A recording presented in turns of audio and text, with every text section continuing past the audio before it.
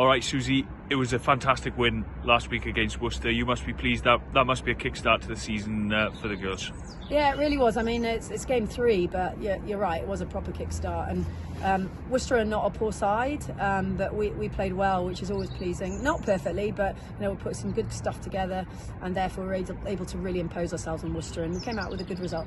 And there was a real clinical edge once you started scoring tries. They kept coming. Yeah, they did. I mean, our defence has been quite standout for us, but our attack really started to come together, and individuals within the attack. So yeah, we're pleased with that. But under no illusions, this is a really tough league, and we've got a tough couple of weeks coming. Well, absolutely. Speaking of that, it's Loughborough and Quins before Christmas. That's a proper run in. Loughborough this weekend, it was a narrow loss there last time we played up last season. What are you expecting from them? Because they've had a tough start, but they're a proper side. Yeah, they're a really good side. They've got players returning, much like us, and they're working out how to integrate them. Sadia Kabea is one of those. She's a phenomenal player, and she's back in a starting shirt this weekend, which will really galvanise them. But we expect real physicality from those guys. They've got very good set piece. As I said, very physical, and they don't stop. So we went. We got to 65 minutes last year, and we should have done enough to win the game, and we hadn't. They just kept going. So we need to prepare for 80 minutes plus, and be ready for what's coming, which is going to be a big physical encounter. And looking at the team sheet this weekend, I mean, there are some serious names coming back into this squad, integrating really well with the girls who've been playing so far this season. You must be really pleased with how the squad's coming together. Yeah, I mean, there's some really good. I mean, I mentioned Lizzie Hanlon, who's been playing at tight end as a young player coming out of uni and doing really well. Dalika, is back in, which is brilliant, but Charlie Jacoby is also in, and there's a big competition for that tight head shirt, so that's the cornerstone of your team. Getting Claudia involved for the first time is obviously incredibly exciting, and I'm excited to see what she does. Who else is in for of course, Kate's having a repeat performance in the centre field, because she's world class and she can pretty much do it anywhere. But Robin's finding her feet, she's been coming off the bench, and of course Hope coming back in at loose head is huge for us. So there's a lot of excitement, and that's how it should be.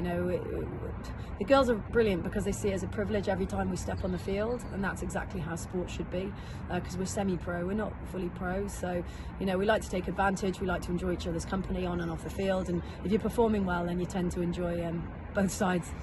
Can I talk a little bit quickly about the back row, because Maisie and Ebony have been ripping up trees together so far this season, and Rachel obviously coming back in post World Cup. Some formidable names in that back row unit now. Well, there you go. You see, I didn't even mention Rach, who's going to have her first start for this season. Maisie and Eb have been very impressive. Ebony really needed to work on her D, and she really has. Maisie's just been consistently very good across the Prem Cup and then into the league. So that back row area, back five, is incredibly competitive. Tricky Adele McMahon has come back to fitness this weekend, but we can't get her in at the moment. So the invitation is to play well, to train well, then play well, and you'll have a chance of staying in the shirt. But they're embracing that, they're embracing the competition. But I'm really pleased for those young players, and we set out from the off in the summer to really invest in players like Maisie, Nancy, Ebony, etc., Flo, who's playing really well as well. Really invest in those players, because they're going to be our future in 5 years' time, and they're reaping rewards from it. And very quickly, we've got 3 players making their 50th appearance for the Exeter Chiefs women.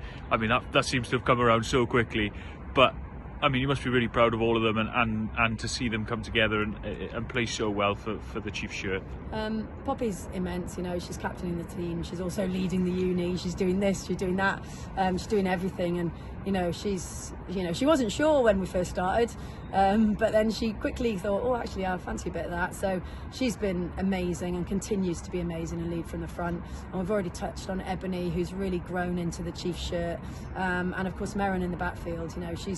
She was at the Commonwealth Games last summer, which is just amazing. So the fact that it's 3 local players that are coming of age all on the same day in the 50th cap appearance is just brilliant. There's more in behind them, but those 3 leading the way is just phenomenal. Wonderful. Well, best of luck this weekend, Susie. Cheers.